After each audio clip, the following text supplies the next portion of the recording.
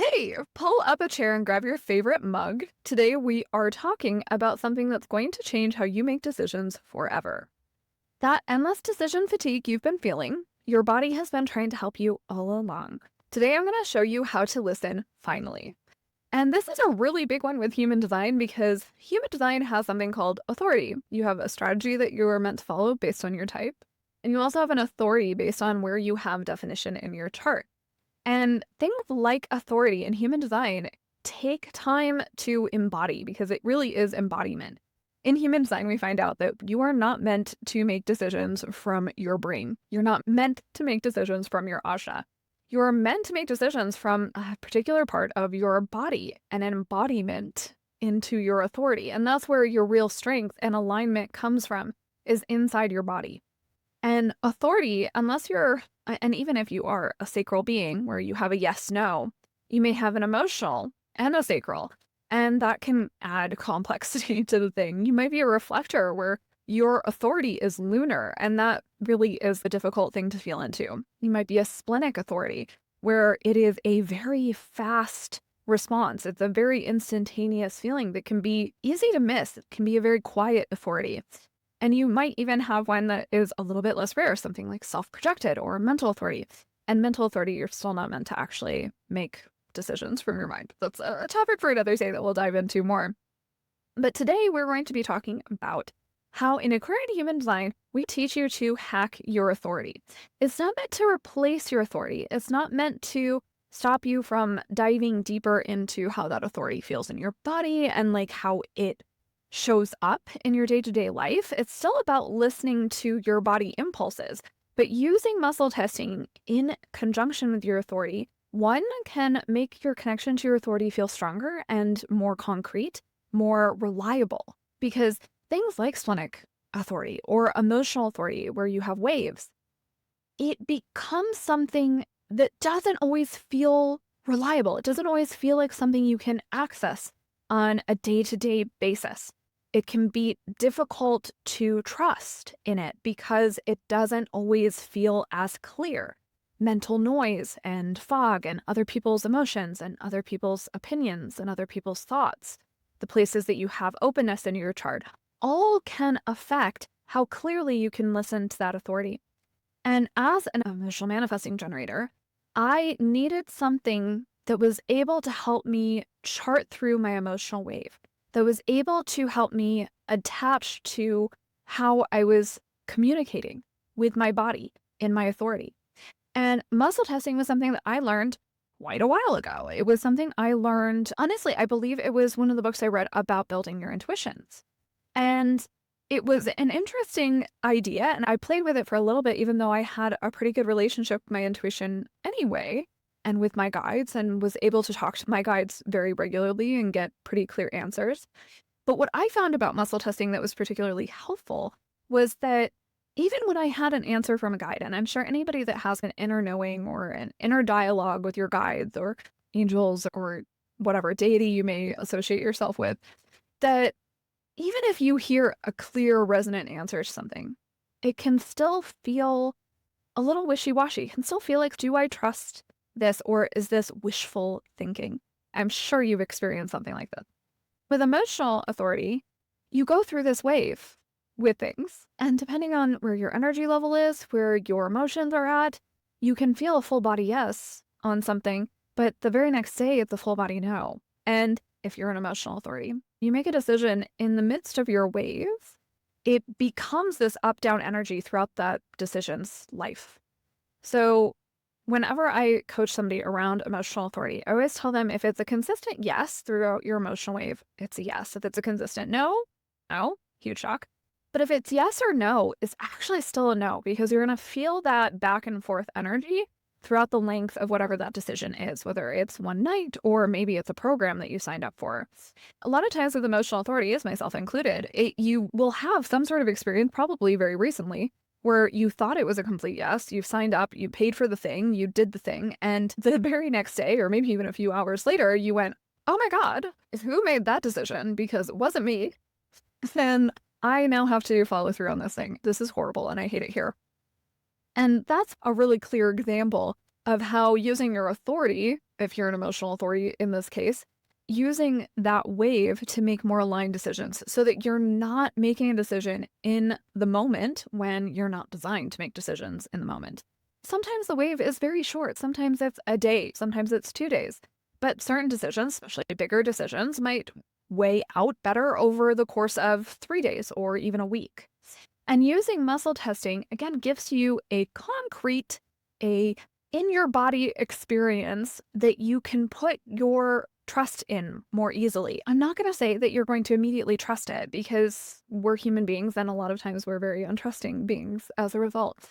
But what I am going to say is that as you play with it, as you play with intuition in general, the more concrete it will feel, the more you can trust it.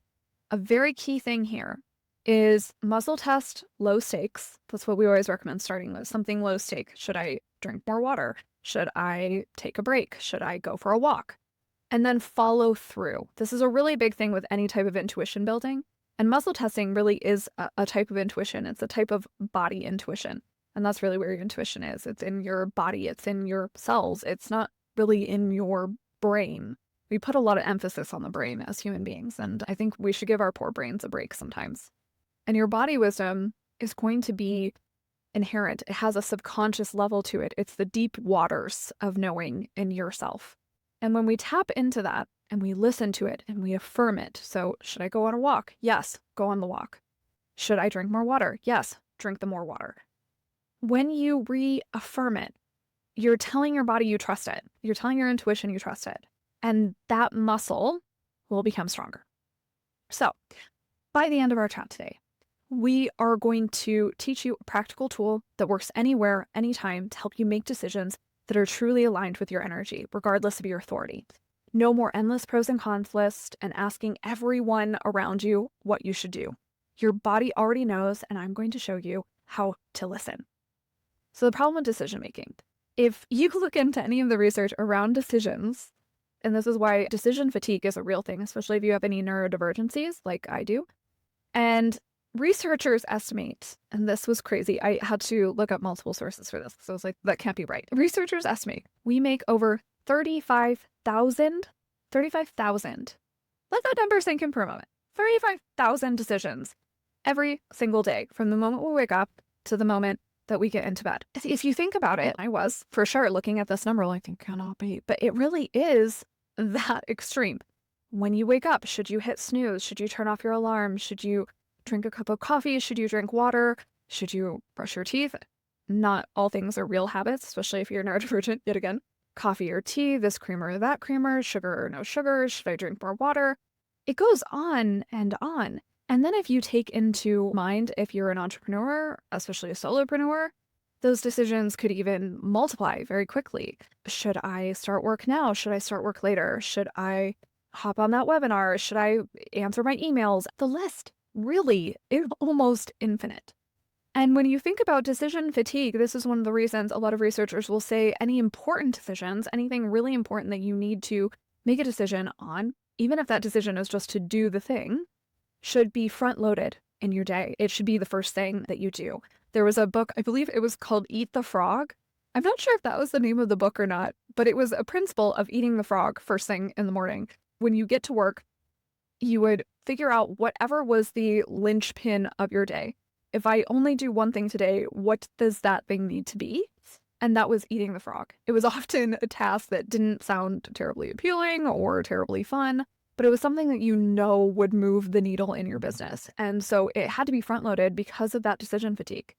In the terms of ADHD or autism or combinations thereof with comorbidity, it can look like energy spoons is a common analogy, is that you only have so many spoons, and as a neurodivergent person, you have significantly less spoons.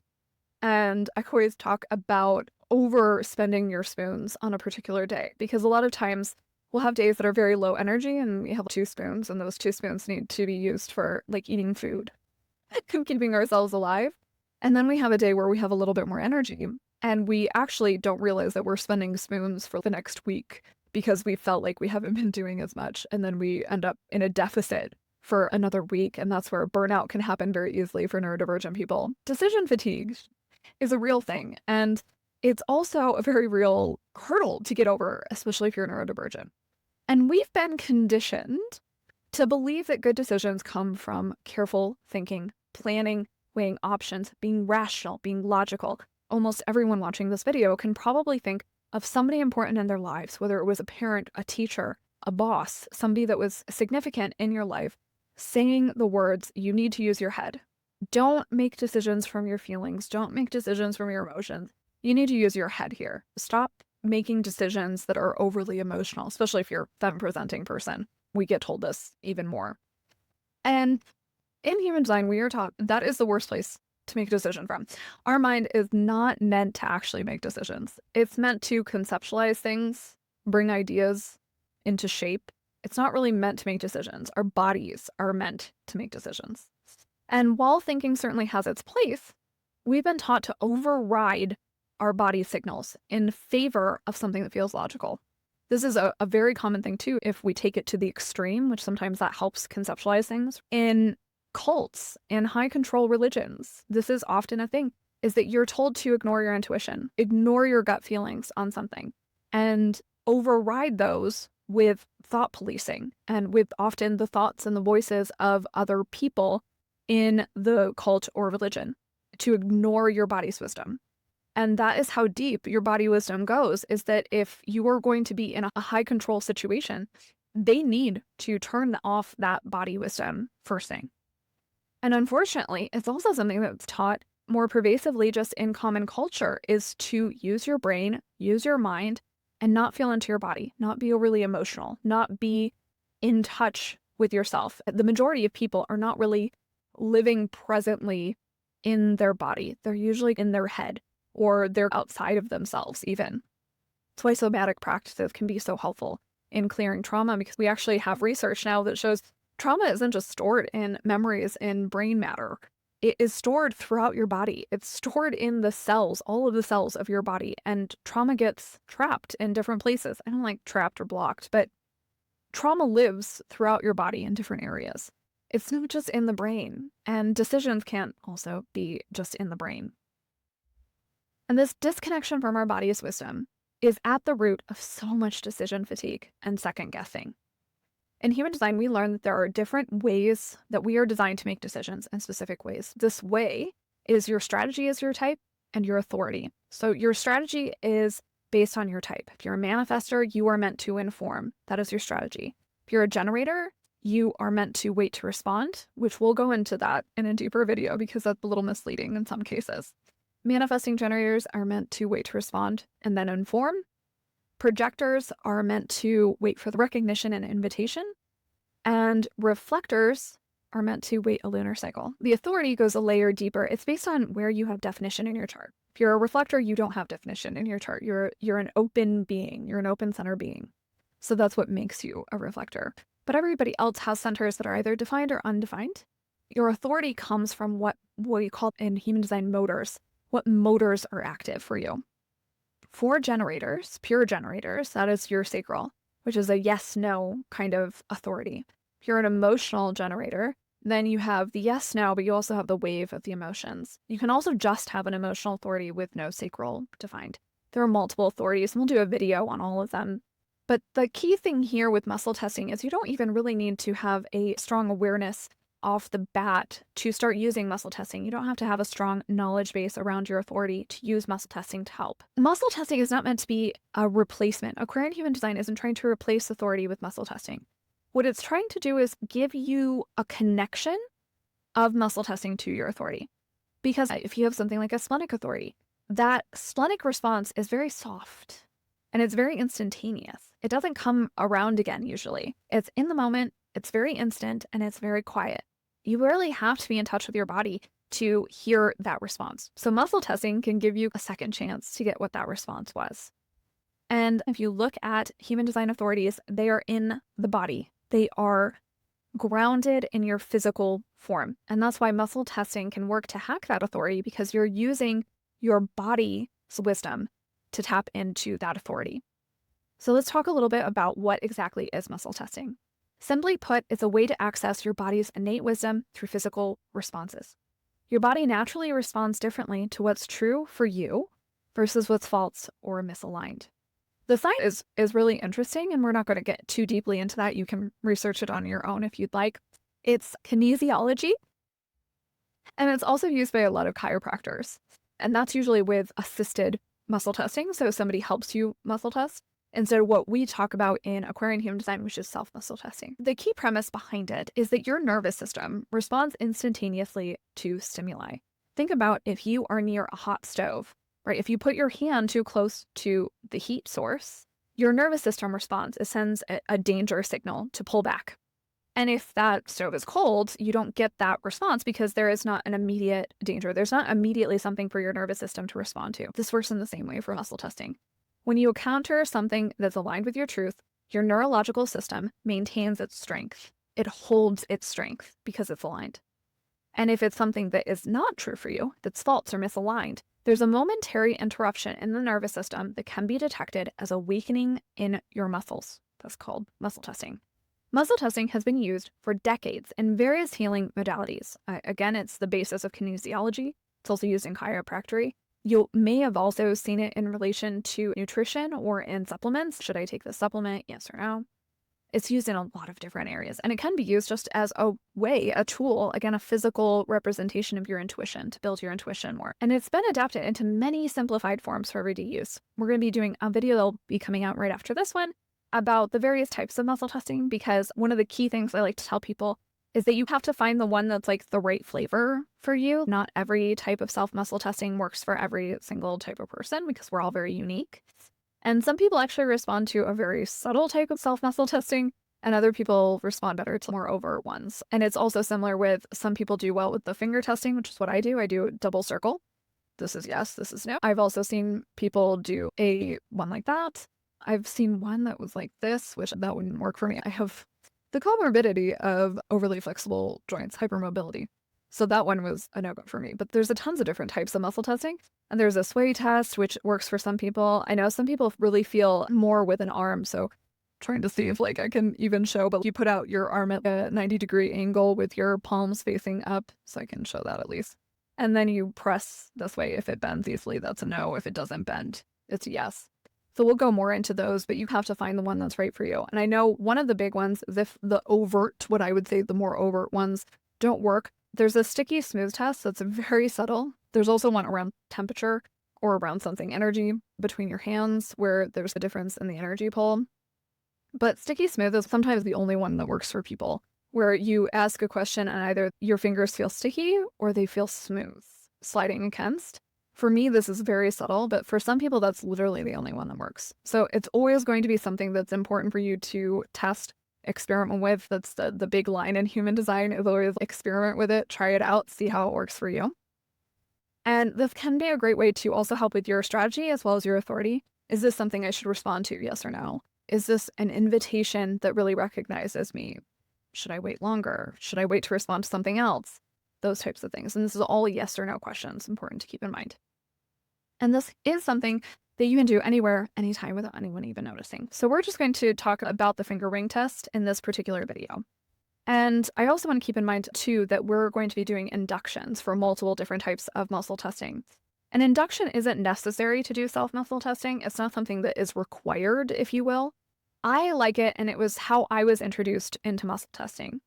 I am somebody that often gets stuck in their mind, stuck in their brain, and overthinks. So for me, doing the induction, a hypnotic induction with muscle testing, I felt like it ingrained it deeper in me and made it easier for me to connect to. And then obviously, as you reaffirm it, as we were talking about earlier, it becomes stronger and stronger. And the induction also plays into that with a deepening of the induction that tells you each time you use self-muscle testing, it goes deeper and deeper. And this is a subconscious practice. It's tapping into your subconscious. And I feel like using hypnosis, which taps into your subconscious as well, gives a double whammy. But a lot of times you can still practice or maybe even test what type of self-testing would work for you without an induction present. As we dive into this, we're just going to go through how you distinguish a clear yes and a clear no. To begin with, we're just going to create two circles. We're going to intertwine the circles like so. And we're going to ask something that we know the answer is yes to. So we can do my name is. A lot of times I'll do like the color of my shirt. Am I wearing a yellow shirt? Yes. Am I wearing a pink shirt? No. Right. Today is. So if you actually know what today is, then a mazel tov, you're doing better than I am. I usually but you could say, is today Christmas? No, it's not Christmas. And so you see a no. And you can do these questions that you know the yes and you know the no too. And that's where you can start seeing it. Now, if it's inconsistent or you don't feel like you're getting a clear read, a couple different things could be happening for you. Okay. So one, this type of muscle testing isn't going to work for you. And maybe the sticky smooth or a sway or one arm test would work better. So maybe you just need to try a different one. But sometimes it's as simple as the fact that you might be dehydrated. Drinking some water and being really well hydrated can really help with muscle testing because it is a response in your nervous system. So if you're dehydrated, your nervous system is going to be more sluggish. Another reason to take good care of yourself, right? Sometimes it's just that you're in a hectic energy state and you might be stressed or you might have a lot of things going on through your brain. And sometimes it's just taking another moment before muscle testing and taking a few deep breaths to center yourself and relax and release some of that tension. If you think about how stress presents in the body, it's a tightening of your body or fear, right? Like it closes you off. And so just taking a second to open yourself back up, drink some water and try some deep breaths and now going in and trying again. Another thing too is like you could be really pressing hard and you're really overly focusing, right? Like it's a very soft thing. If you're not asking questions, it should be very soft. It doesn't need to be overt, and the difference can sometimes be subtle. And expecting an overly dramatic difference where like your joints just lock is also probably going to set you up for failure, right? Expectation can really often set us up for failure. It's usually a very subtle difference, and don't overthink it. And again, very important is to reaffirm this with the answers you're getting. If you get a yes to go on a walk, go on the walk. If you get a yes to drink more water, drink that water. We really highly recommend doing simple, low stakes questions at first and then reaffirming it. Would drinking water benefit me right now? Yes.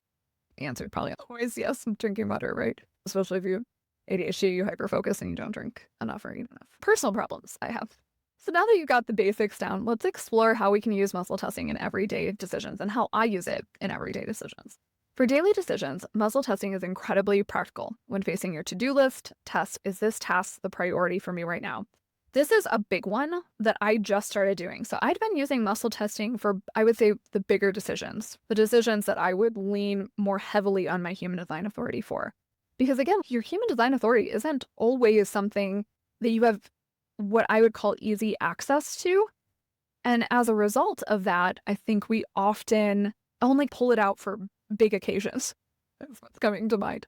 You roll it out for Christmas and Thanksgiving because this is a really big time to make a decision, right? Like the big decision on whether to take on a partner in your business or whether to take a course. But the smaller decisions get lost in the mix because it's not something as easy to whip out when you're in the grocery store wondering whether you should get this supplement or buy this vegetable or that vegetable. And with muscle testing, it allows us to get access to that authority on a more granular day-to-day basis. One of the things I want to caution against, though, is I know some of you are probably going to be the people that take everything to extremes, like you're an all or nothing kind of gal or guy or being. And I want to urge you to take a pause and be very conscious with how you play with anything if you're that kind of person. But with muscle testing, I want to make sure that people are aware this is not about thought policing. It's not about body policing. It's not about control. I think is a real key thing I want to highlight here. It's not about controlling your behavior. It's not about policing your behavior. It's about making aligned decisions. So it's not something like, oh my God, I can't even drink this water without muscle testing it. It's more of, if I want to have an aligned day, what are things I can muscle test to make my day aligned? And the to-do list for me is a big one. I brain dump basically everything I can think of that I might need to do. And I go through and I muscle test. Should I do this today? Yes or no? If it's no, then I set it aside. And I go, is that something I should do tomorrow? Yes or no? And you can use an Eisenhower matrix for this, where it's urgent and a priority, not urgent priority, not urgent, not priority. And I forget what the fourth one is because there's 4 little quadrants. But if you Google Eisenhower matrix, you can use one of those to help you sort through your to-do list so that you're staying aligned. And there's also, I have a mega prompt that uses AI to also help you with this, where you give AI your overall big 1 to 3 goals for the next 3 months or 3 full moon cycle. And then you drop your brain dump list into that and have AI ask you and analyze whether that to-do list is directly correspondent to your big 3 goals. And that can also help you go through the weeds so that you're in alignment with what you're actually trying to do. And I would even muscle test, is this big goal I have for the next 3 months in alignment with my highest good? And we'll do a whole video on like how to phrase questions for your intuition, for your muscle testing. I also really quickly want to talk about the fact that pendulums actually are a type of muscle testing. It's something that gets overlooked a lot of times. But using a pendulum is actually a type of muscle testing. It is a subtle response of your body in connection with a pendulum. So I have a pendulum here. And because this is a thing a lot of people talking about. If I'm using a pendulum, and especially if you have a familial tremor, which we do, then you're not exactly still. You're moving a little bit. It's because pendulums are associated with muscle testing. It's a similar response. Your body wisdom is coming through and then interacting with an adorable crystal personality. And if you have a pendulum that doesn't really activate very wildly, oftentimes it just means that the personality of that pendulum isn't particularly aligned with you. I used to work at a crystal shop, and I would always talk to people about play with each of the pendulums that you might be drawn to and see if they respond well to you, because some will have a very subtle response. But it is a type of muscle testing. So if you're moving a little bit, it's usually, for 1, very subtle, and 2, it's part of the system. It's not something that you're doing wrong. And you could always use a pendulum stand, but again, in the way of muscle testing, this is a tool to tap into your body wisdom, just like if you're using the double finger method or the sticky smooth. Another way that in a day-to-day basis, this could really come in for you is energy management. Do I have the energy for this task today? Could be a really good question to ask during those to-dos. Would delegating this serve me better? Is this something I should delegate now versus later? Would this be best addressed tomorrow? All questions that can be really great right off the gate. Just brain dump in the morning, go through. And honestly, since I started doing this, I feel like I am so much more productive on the things that matter. I'm not being busy for busy's sake because my body is telling me like, that's not actually a priority. This is a priority. And also, if you need to be discreet, maybe you're in an area that you don't want to be overly swaying or things like that, there are some very subtle ones, and that might be something more like this, where if it bends or doesn't bend. And again, I can't do this one. I've seen people do it. I'm like, good for you. But a big one is just, does the finger bend or does it not? So that would be usually a yes, and this would be a no. You can do that under a table really quickly, right? Using this with types, if you're a manifester, confirm whether this is something you need to respond to, especially if you have open head and ajna centers as a generator. We're constantly getting things we could respond to. It doesn't mean that you need to. Similar for projectors. Sometimes projectors get into this thing where I want an invitation so bad to something that you may accept an invitation that's not best for you. Can't hurt to muscle test that. Again, it's not about policing every single little thing you do. It's about picking out the things that are going to give you the most bang for your buck, so to speak. And this is also really great for tapping and EFT, and we're going to be going in depth on how you can use that with tapping and in conjunction with your human design so that you can start clearing borderline stagnant energy or shadow energy, or clearing areas that you are feeling pressure against, for lack of a better word. I don't like using blocks or struggle because we don't want to introduce more issues into the area. And there's no such thing truly as an energy block. Otherwise, you'd probably not be with us if you have a true energy block to that degree. But there's areas where things don't flow as well. And you can use EFT with muscle testing to help you figure out what areas to clear. And I think that this is a really important thing, especially for people that maybe are overachievers or manifesting generators that want to skip the finish line. I can relate. I am a manifesting generator, so I can say that about us. And with muscle testing, it can help you go, oh, I really should only do EFT around these 3 things. And maybe I should only do EFT around these 3 things for the next week or the next 2 weeks. And it really helps clear that energy. And I feel so much better when I'm using muscle testing for those to-dos, for EFT, because I'm not having to second guess myself, right? And that's why it's so important to affirm your muscle testing, is because it becomes something after playing with the small stake stuff, the little things, the little pieces, that it becomes something that you no longer have to second guess yourself on. Because the mind will chew on a topic forever and ever, bouncing between 2 ideas for the rest of your life if you allow it to, because it's not supposed to be making decisions. So, your body has an incredible wisdom that goes beyond logical thinking, and by adding muscle testing to your decision-making process, you're reconnecting with that innate knowing that's been there all along. This simple practice can reduce decision fatigue, help you make more aligned choices, save your energy for what truly matters, and accelerate your deconditioning process, tapping yourself deeper into authority on even the smallest matters. Here's my challenge to you. This week, I would love for you to test 3 decisions each day and notice what changes. Start with small, low-stakes choices to build your confidence in the process, and pay attention to how following your body's wisdom affects your energy and outcomes. In our next kitchen table session, we'll be sharing different muscle testing methods for different situations and for different people, and how to test for yourself and going deeper into that. So we have videos coming on the different types of muscle testing, and we have some inductions to help you connect deeper to muscle testing via hypnosis. I'd love to hear about your experiences with muscle testing. If you've already tried this, I would love for you to drop a comment below. Also, if you are somebody that has maybe tried the double lock method and it hasn't worked for you, I would love for you to do some Googling. Again, we're going to have videos coming out very shortly within the next few days that go into the sticky smooth versus the different finger methods, and there's a scissors one. And try out a different muscle testing and see if there's one that does work for you. Because a lot of times the sticky smooth, if you're somebody that's tried like everything except that one, that is often one that they're like, oh my God, this is the only one that works. So drop the comment with the first thing you're going to muscle test after watching this video. And if you do accept my challenge this week, I would love for you to come back to this video and drop in the comments how that week went and what changes you notice it made. Remember, your body already knows the answers. Your authority is not in the stars, it's in your body. Trust it. See you at the next kitchen table.